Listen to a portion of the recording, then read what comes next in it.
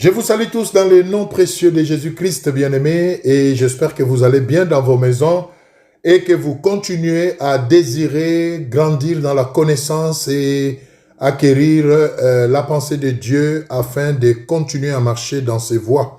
Que Dieu soit loué. Nous allons donc aujourd'hui continuer notre grand thème que nous avons commencé il y a quelque temps, que nous avons intitulé comme suit « L'Église et l'Église d'aujourd'hui et ses pratiques ».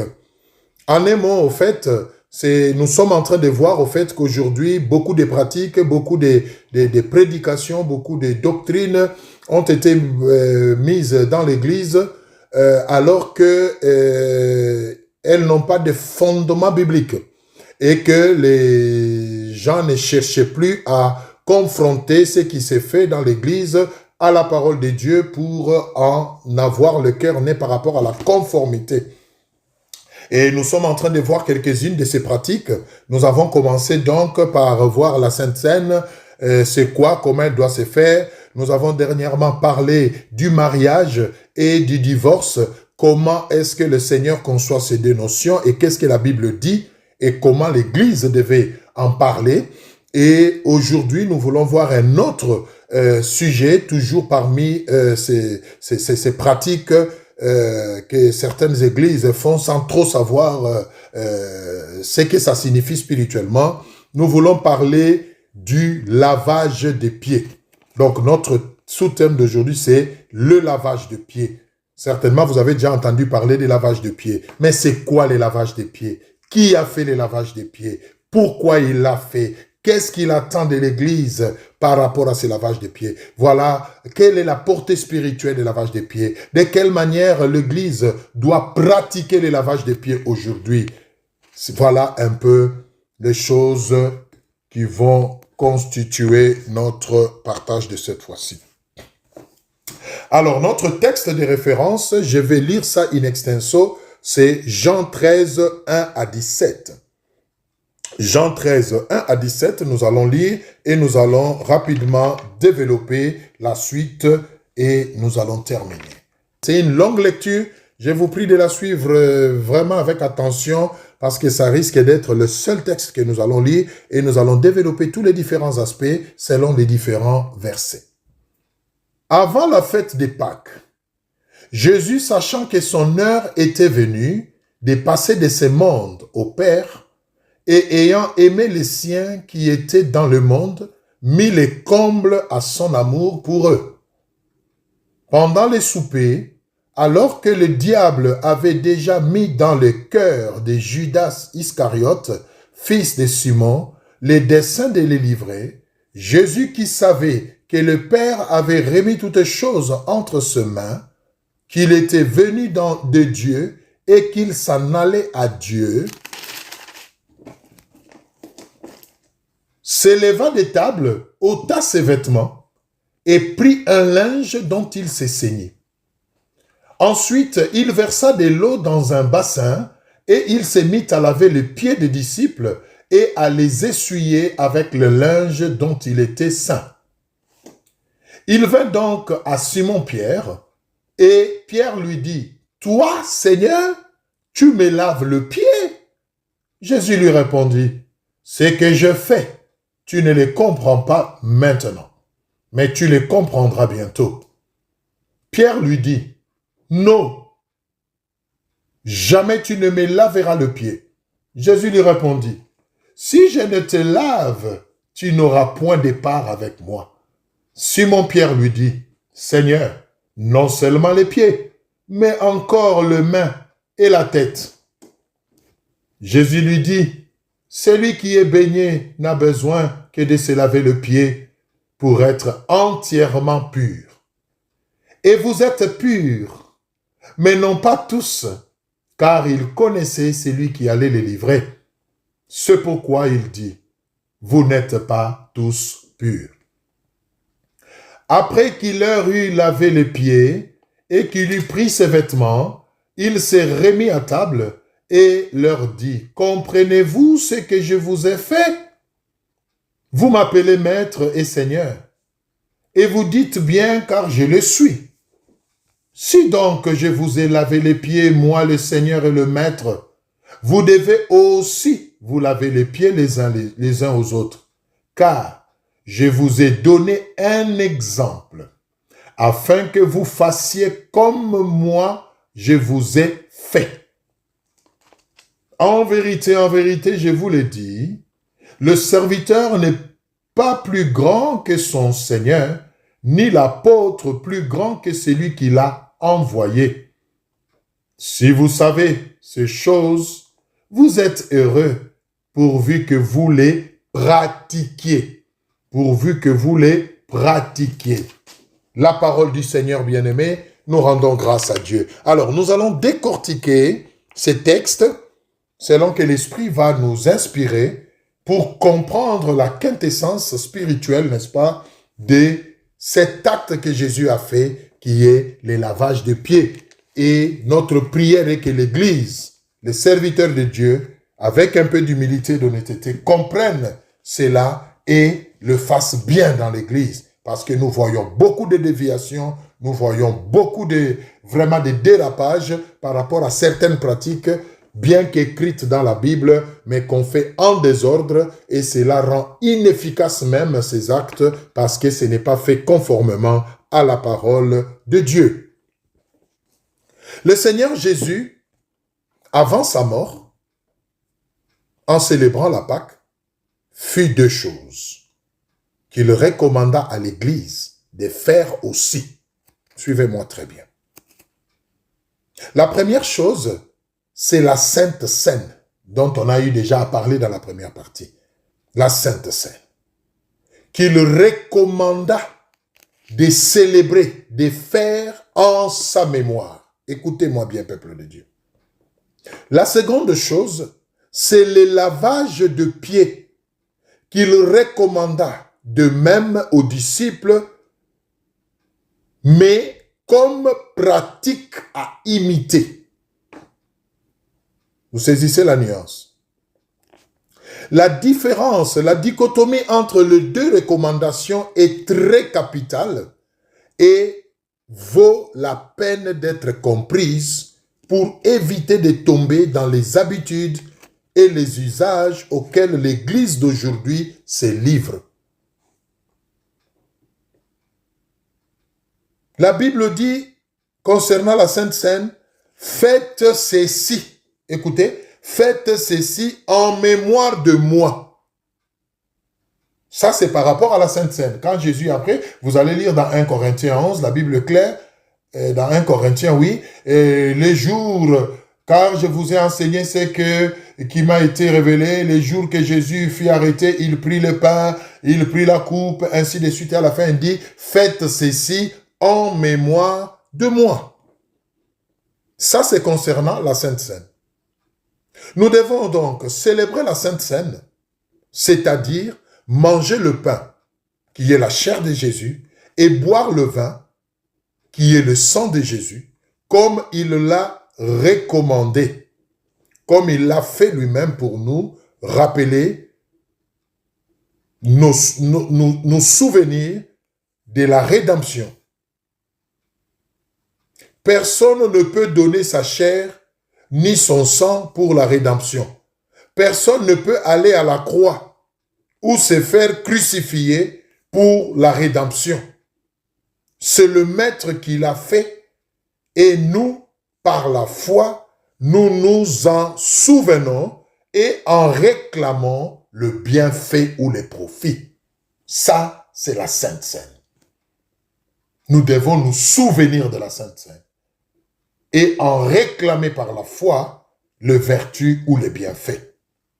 Cependant, en ce qui concerne le lavage de pieds, écoutez ce que nous venons de lire. Par contre, en ce qui concerne le lavage de pieds, nous venons de le lire, il dit, si donc, moi le Seigneur, alléluia, si donc moi le Seigneur, nous sommes du verset 14 à 15, il dit, si donc moi le Seigneur et le Maître, je vous lave le pied, vous devez aussi vous laver le pied les uns aux autres.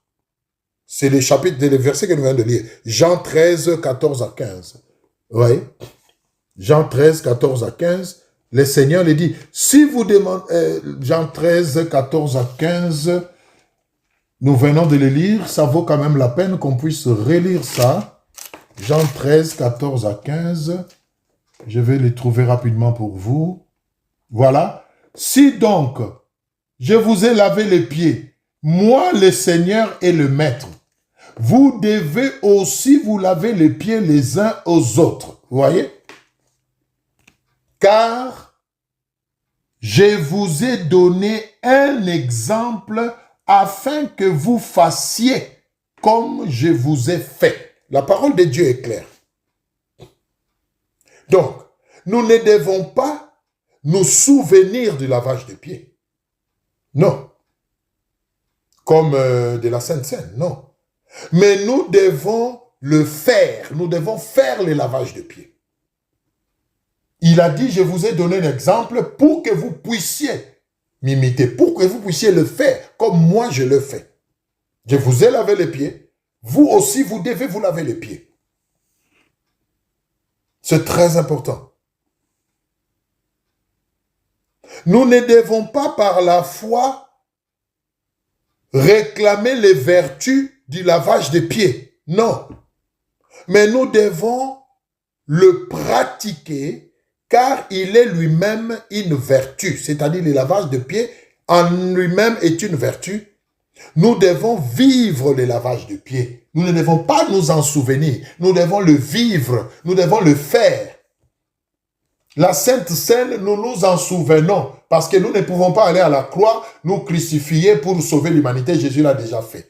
Mais le lavage de pieds, nous ne devons pas seulement nous en souvenir, nous devons le faire. Alléluia. Parce que Jésus l'a fait pour justement nous laisser l'exemple. Et il nous dit de ne pas le faire pour nous souvenir de lui, mais de le pratiquer. C'est ça la nuance au fait. Nous devons pratiquer le lavage de pieds. Nous devons le faire dans l'église. Mais une question se pose alors. C'est celle de savoir, c'est quoi le lavage de pieds? Et comment devons-nous les pratiquer? Comment devons-nous les vivre dans l'église? C'est là où il y a toute cette grande question. Jésus a dit effectivement, vous devez le faire comme moi je le fais. Mais ça signifie quoi déjà, le lavage de pieds? Ça symbolisait quoi? Et comment est-ce que nous devons le faire? Et est-ce que la manière dont nous le faisons aujourd'hui dans l'église, c'est ce que le Seigneur voulait? Voilà la problématique de notre partage. Et nous allons décortiquer tout cela à la lumière de la parole de Dieu. De la même manière que Jésus-Christ avait symbolisé sa chair par le pain et son sang par le vin, en ce qui concerne la Sainte Seine, de la même manière aussi, tout ce qu'il a fait lors du lavage des pieds symbolisait des réalités cachées qui devaient s'accomplir par sa mort et sa résurrection. C'était la préfiguration de ce qui devait se passer à la croix dans les heures qui allaient suivre. Et ça, nous pouvons lire dans le verset 7, au verset 7 de Jean 13. C'était pour symboliser ce qui allait se passer à la croix dans les heures qui allaient suivre. Le verset 7 nous dit quoi? Nous allons relire ça rapidement. Verset 7. Jésus lui répondit, « Ce que je fais, tu ne le comprends pas maintenant, mais tu le comprendras bientôt. » Parce que, souvenez-vous, il a fait le lavage de pieds quelques heures avant qu'on vienne l'arrêter pour aller à la croix. Et il dit à Pierre, ce que je fais, tu ne comprends pas, mais bientôt tu vas le comprendre. C'est-à-dire, tu vas vivre ce que ça signifie. Tu vas voir ce que je symbolise par cet acte en vous lavant le pied. C'est très important, bien-aimés. Que Dieu nous aide. Jésus-Christ, nu, frappé, saignant de partout pour purifier l'humanité. pour la sanctifier et la réconcilier d'avec le Père, le Créateur. C'est ce qui devait arriver dans les heures qui allaient suivre. Et Pierre lui pose la question, mais pourquoi tu nous laves les pieds? Mais pas seulement les pieds, tous les corps. Jésus lui dit, calme-toi Pierre, laisse-toi faire. Tu comprendras bientôt ce que cet acte veut signifier. Mais cet acte veut signifier quoi? Et bientôt, après cet acte, qu'est-ce qui s'est passé? C'est qu'on l'a arrêté, on l'a frappé, on l'a dénudé, on l'a humilié et on l'a crucifié à la croix. Et le but, c'était quoi? C'est de réconcilier, de purifier, de sanctifier, de racheter et de nous réconcilier avec le Créateur. C'est pourquoi, avant de laver le pied des disciples, il ôta ses habits. Alléluia. Et se ceignit d'un linge. À la croix, justement, on devait les déshabiller et les laisser en caleçon, en linge. Il préparait les disciples à la scène qu'ils allaient vivre bientôt, c'est-à-dire le pardon de Dieu pour l'humanité, mais qui devait jaillir de son humiliation, de sa nudité, de son sang, alléluia, qui devait couler dans les heures qui allaient suivre. Le verset 8 nous le dit. Relisons le verset 8, bien-aimé. C'est pathétique, bien-aimé. Pierre lui dit, non, jamais, tu ne me laveras pas les pieds. Jésus, pas seulement les pieds. Jésus lui répondit, si je ne te lave, tu n'auras point de part avec moi, Simon. Pierre lui dit, Seigneur, non seulement le pied, mais encore les mains et la tête. Jésus lui dit, celui qui est baigné n'a besoin que de se laver le pied pour être entièrement pur. Et vous êtes purs, mais non pas tous. Bien-aimé, le lavage de pieds préfigurait l'humiliation que Jésus allait connaître à la croix. On devait les déshabiller. On devait les laisser nus, l'humilier. Et il a préfiguré cela par le lavage de pieds. C'est très important qu'on comprenne cela. Il préparait donc, je disais, les disciples à la scène qu'ils allaient vivre bientôt, c'est-à-dire le pardon de Dieu pour l'humanité, mais qui devait jaillir de sa nudité, de son sang, bref, de l'humiliation du Christ. De l'humiliation du Christ. Sans l'humiliation qu'a connu Jésus à la croix, l'homme n'a pas de part avec Dieu. Sans ce qui est arrivé à la croix, sans la crucifixion bien-aimée, que Jésus a symbolisé toute cette souffrance, cette humiliation par le lavage de pieds. Lui qui était Seigneur et Maître a lavé les pieds. Les pieds, c'est les impuretés. Les gens marchaient à pied à l'époque, donc ils avaient des pieds sales. Mais il l'a lavé, alléluia, pour montrer ce qui allait se passer dans les heures à suivre. Sans cette humiliation qu'a connu Jésus à la croix, l'homme n'a pas de part avec Dieu. Jean 19, 23 à 24. Jean 19, 23 à 24. Qu'est-ce que la Bible dit? Les soldats, après avoir crucifié Jésus, prirent ses vêtements et ils en firent 4 parts, une part pour chaque soldat. Ils prirent aussi sa tunique qui était dans sa couture, d'un seul tissu depuis le haut jusqu'en bas. Et ils dirent entre eux,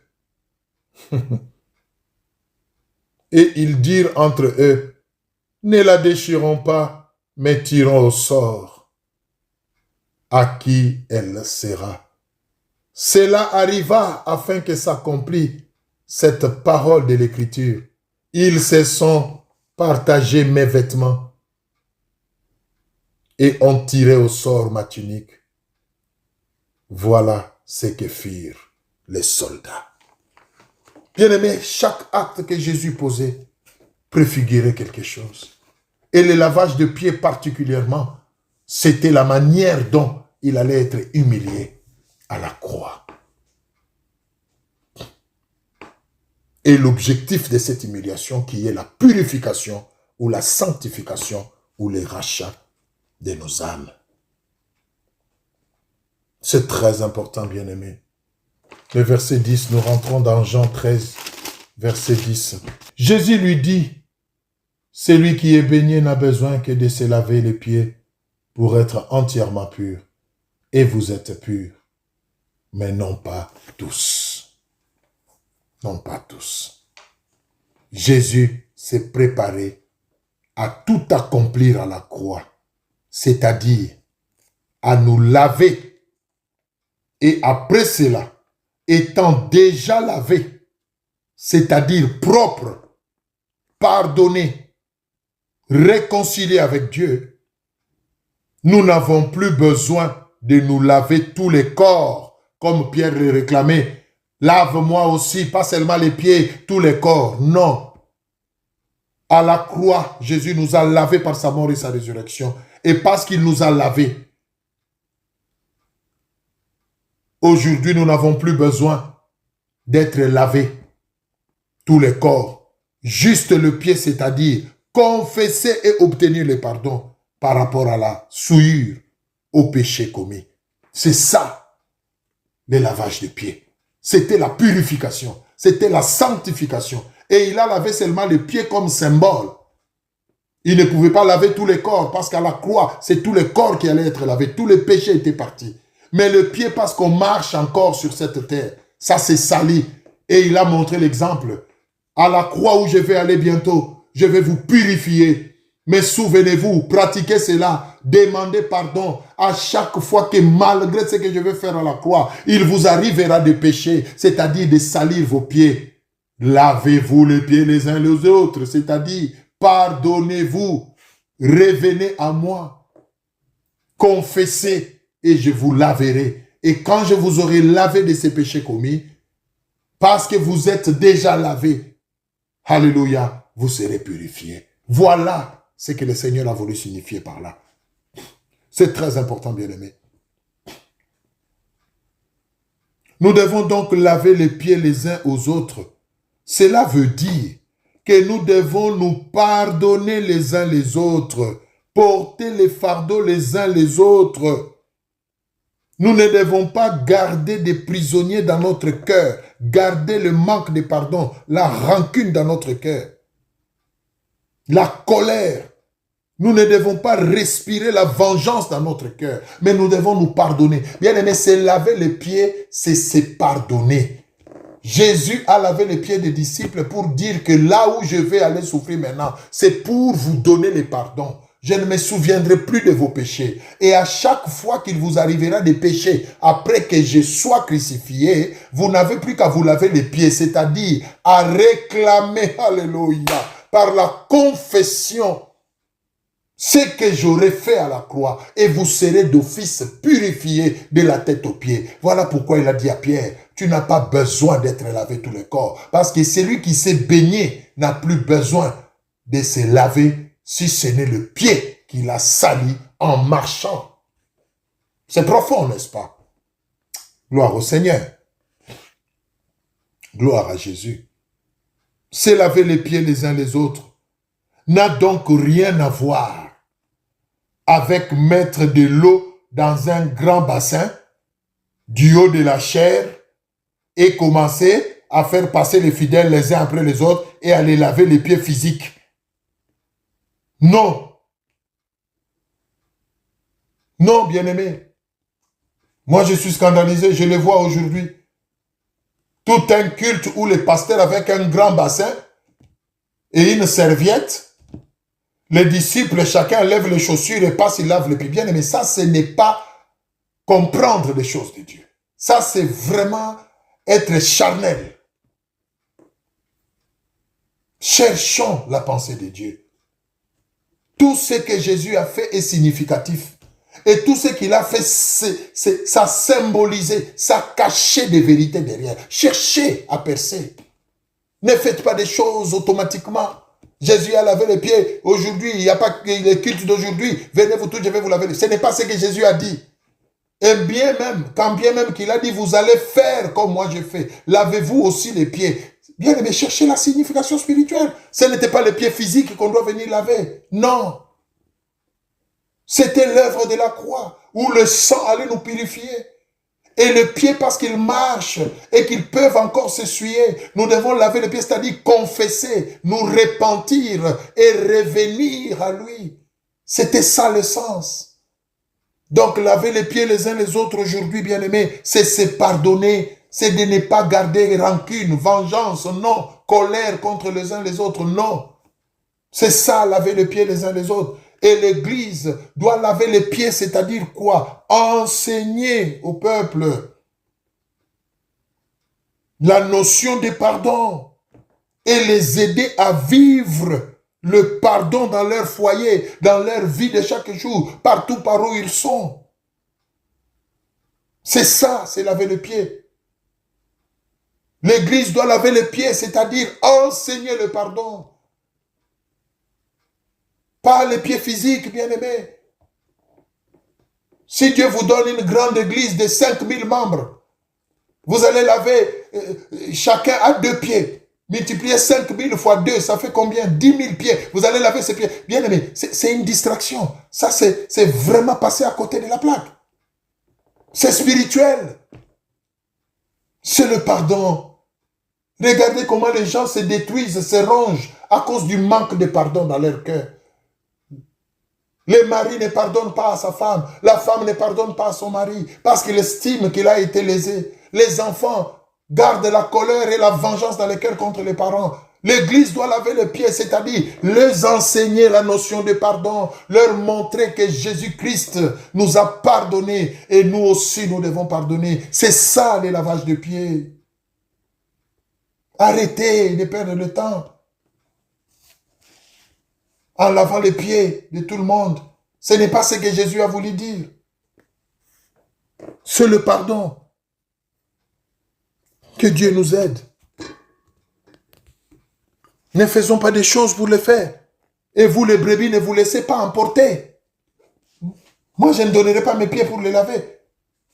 Vous voyez des grandes personnes en train de lever les chaussettes. Il y en a même qui se gênent parce que quelque part, les chaussettes sont trouées. Et vous voyez quelqu'un commencer à être embarrassé. Non, mes frères, il faut enlever. Mais enlever comment? Arrêtez ces histoires-là, vous embarrassez les gens. Il y en a qui ont des pieds qui puent. Vous les obligez devant les gens à enlever les chaussures. Ils sont gênés. Et ça n'a aucun impact spirituel. C'est une perte de temps. Le lavage de pieds, c'était le modèle que Jésus a voulu nous montrer concernant le pardon les uns les autres. La rémission de péché, c'est ça le lavage de pieds. Quand on se lave, on se purifie. Quand on se lave, on enlève la saleté. C'est ça l'essence, au fait. C'est ça l'essence. Et c'est spirituel. Le pardon, la confession, la repentance.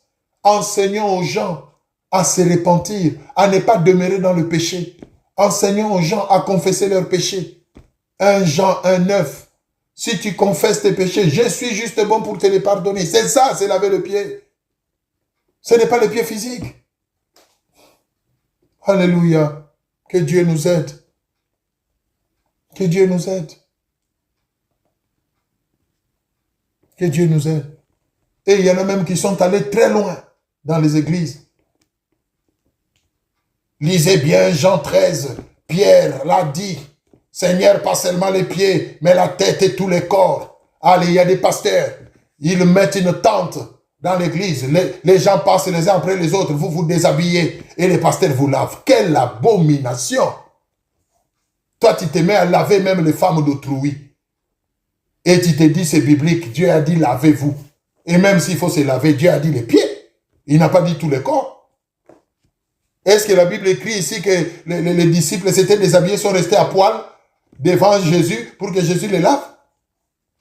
Bien-aimés, arrêtons ces déviations. Le Seigneur revient bientôt, il va nous juger. Et vous les brebis, ne vous laissez pas faire. Les disciples, ayez le discernement, lisez la parole de Dieu. Comprenez les Écritures, confrontez ce qu'on vous fait faire à ce que la Bible dit. Ne soyez pas prêts à dire Amen à tout. Ne soyez pas prêts à vous laisser faire. Une femme mariée qui se déshabille tout nu devant les pasteurs. Parce que je veux la délivrance. Jésus a lavé les disciples, moi aussi je vais te laver.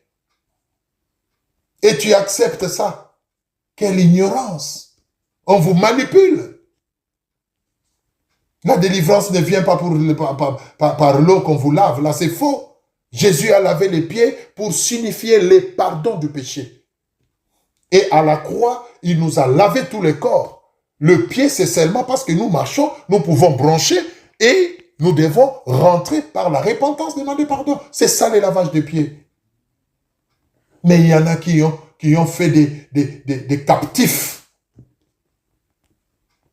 Un dimanche sur 4, les pasteurs doivent laver toute l'église. Mon Dieu. Et les femmes mariées qui vont se livrer. Et puis après, vous serez étonnés qu'après le lavage des pieds, il y a des grossesses dans l'église. Je me demande si on peut rendre grosse une femme en les lavant les pieds seulement. Et ça, ce sont des choses qui discréditent l'église. Ça, ce sont des abominations. Et c'est parce que le peuple de Dieu est devenu naïf. Il accepte tout sans rien comprendre. Ils ne vont pas vérifier qu'est-ce que la Bible dit. Parce que c'est un homme de Dieu. Parce que c'est un pasteur. Bien aimé, c'est quoi être pasteur finalement? C'est quoi être un homme de Dieu? Est-ce que c'est faire aux gens n'importe quoi?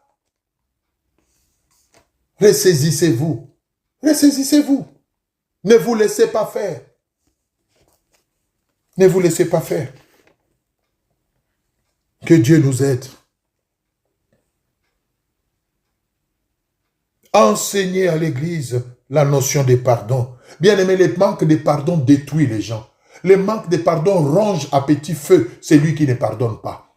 Et le lavage de pieds, c'est amener ces gens-là à renoncer au manque de pardon, à renoncer à la colère qu'ils ont nourrie pendant des années, à renoncer à la vengeance qu'ils nourrissent dans leur cœur. C'est ça, c'est laver le pied. C'est purifier. Ce n'est pas les pieds physiques. Ce n'est pas les pieds physiques. Avant de quitter ma maison pour aller à l'église, j'ai pris soin de me laver.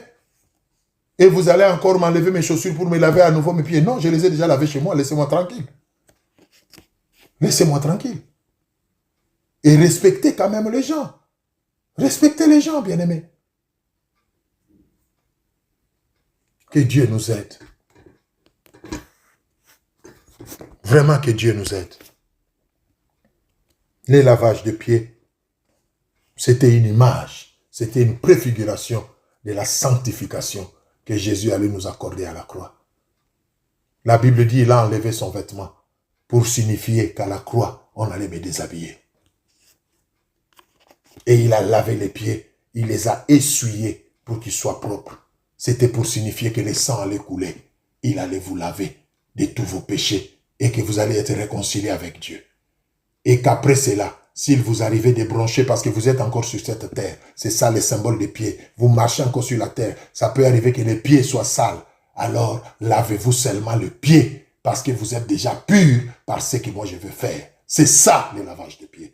Quand nous péchons, nous revenons. À chaque fois que nous nous repentons, nous confessons nos péchés, nous sommes en train de nous laver les pieds. À chaque fois que l'Église enseigne sur le pardon, sur la miséricorde, alléluia, sur le renoncement à la vengeance, à la colère, sur la réconciliation, nous sommes en train de nous laver les pieds. C'est ça. Faites comme moi je vous ai donné l'exemple. Ce n'est pas aller laver les pieds des gens. Commencez à faire des porte-à-porte, serviteurs de Dieu, pour aller laver les gens dans leur maison. N'importe quoi. Et les serviteurs ne lavent que les femmes. Ce qui est bizarre. Et les servantes, bizarrement, ne lavent que les hommes. Arrêtez. Arrêtez ça. Gênez-vous. Et ayez honte de vos actes. Revenez à l'écriture. Revenez à la parole de Dieu. Revenez à la parole de Dieu. C'est rare de voir les églises qui pratiquent ces choses, voir une maman pasteur laver les mamans. Non, c'est toujours les pasteurs qui lavent les femmes et c'est la femme qui lave les hommes. Qu'est-ce que vous avez derrière la tête? et vous vous plaignez qu'il y a l'impudicité, l'adultère dans l'église. Alléluia. Revenons à la parole de Dieu. Soyons authentiques. Laissons-nous inspirer par l'Esprit de Dieu. Et c'est pourquoi moi, bien-aimé, pour terminer, je recommande aux gens par ces temps qui courent, où il y a tellement du faux, je recommande aux gens de chercher une intimité personnelle avec Dieu. Je vais terminer par vous donner ce secret. Bien-aimés, n'abandonnez pas vos églises locales. C'est biblique. Communiez. Aimez vos églises, fréquentez-le. Mais ne vous contentez pas seulement de la communion fraternelle à l'église. Ayez aussi une relation personnelle avec Dieu. Ayez des temps où vous passez seul devant Dieu. Ayez des moments où vous méditez seul la parole de Dieu et vous vous laissez enseigner par l'Esprit de Dieu. C'est important. Ça vous permettra de vous munir et de discerner toutes les déviations qu'il y a dans l'église. Bien aimé, la Bible le dit, beaucoup viendront en mon nom. Je ne les aurai pas envoyés. Ce n'est pas tous ceux qui se disent serviteurs de Dieu. Ce n'est pas toutes les églises qui s'appellent l'église de Dieu qui les sont en réalité, bien-aimés. Mais il faut avoir le discernement. Et pour arriver à discerner, il faut déjà cultiver une relation personnelle, une intimité personnelle avec Dieu, afin d'être renouvelé au niveau de l'intelligence et détecter toutes ces déviations. C'est important. C'est important, bien-aimés. Cherchez d'abord une intimité personnelle avec Dieu. Ayez des temps de prière seul avec Dieu. Demandez à Dieu de se révéler à vous en secret. Vous serez immunisés. Mais il y a des gens, et leur relation avec Dieu, c'est seulement à l'église. Chaque matin, il cherche sa Bible. Où est-ce que je l'ai jeté encore? Il enlève la poussière, il met sous les aisselles. Il va à l'église. Amen, amen. Le pasteur n'a même pas encore fini de dire ce qu'il dit. Amen, pasteur. Mais amen sur quoi? Tu n'as encore rien entendu? Ne soyez pas épidermique, ne soyez pas enthousiaste. Comprenez ce pourquoi vous dites Amen. Prêche, pasteur, Amen. Ça, c'est vraiment la vérité. C'est vraiment la vérité. Tu as vérifié? Est-ce que tu as vérifié? C'est ça l'église d'aujourd'hui. Et pire encore, quand on sort de l'église, ma sœur, comment a été l'église? Ah, les cultes d'aujourd'hui étaient puissants. Oh, quelle onction. Ah bon, c'était quoi les thèmes? Ah, les thèmes. Ah, bon, comme d'habitude, hein, les thèmes, voilà. Aimez-vous, pardonnez-vous. Donc, tu n'es même pas en mesure de te souvenir quelques secondes après l'église de quoi est-ce qu'on a parlé. Vous comprenez, bien-aimé? C'est grave. Ressaisissons-nous. Ressaisissons-nous. Revenons à la parole du Seigneur. Voilà, bien-aimés, nous allons terminer par là. Nous prions vraiment que le Saint-Esprit nous aide à comprendre ces choses et à rester fidèles. Nous continuerons la fois prochaine quand le Seigneur le permettra. Que Dieu nous aide avec humilité à comprendre ces choses et à les pratiquer. Que le Seigneur vous bénisse, qu'il bénisse vos familles et vos maisons et surtout votre vie personnelle avec Dieu. Ma prière est que le Seigneur se révèle personnellement à vous à chaque fois que vous prierez en aparté et que vous chercherez sa face, afin d'entrer en profondeur et de comprendre pour vous préserver de toutes les déviations. Il y a tellement n'importe quoi maintenant que si vous n'avez pas cultivé une intimité personnelle avec Dieu, vous tomberez facilement dans les faux, croyant que vous marchez avec le Seigneur alors que vous perdez le temps. Que Dieu nous aide. Soyez bénis et je vous dis à la prochaine.